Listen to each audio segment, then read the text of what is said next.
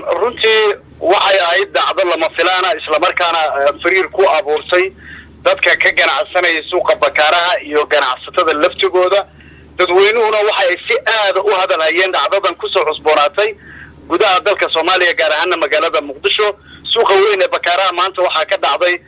rag ku hubaysan qoryaha fudud inay afduub ugu geysteen mid kamid ah ganacsatada suuqa bakaaraha gaar ahaan goob ganacsi bakaar lagu magacaabo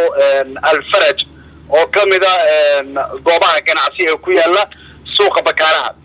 waxa ay sheegeen dad goob joogayaal oo markii dhacdadaas ay dhacayeen joogay in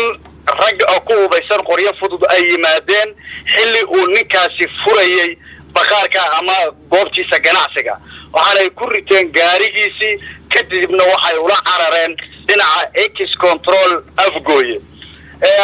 telefoonada ayaa markii dambe lagu helay waxaana ay weydiisteen dadkii soo wacay telefoonadaas lacag madax furasho ah oo gaaraysa $200 in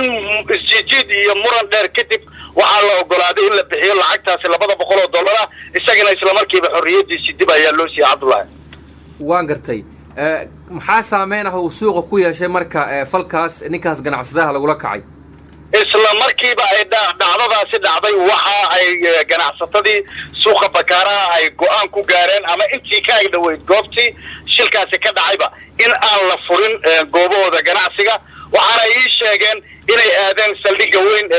maxaan ku raahdaa degmada Walwadaag si ay arrintaasi cabashada ugu gudbiyaan waxaana ay sheegeen dad arrintaasi ku lug lahaa oo dadkii meesha tagay kamid ahaa iyagoo ka gaabsanaya inaan soo xigto magacooda in ay isla ogolaadeen ama isla afgarteen qaybta amniga sidii gacan looga siin lahaa sugidda ammaankooda ganacsatada xilliga ay goobahooda ku sugan yihiin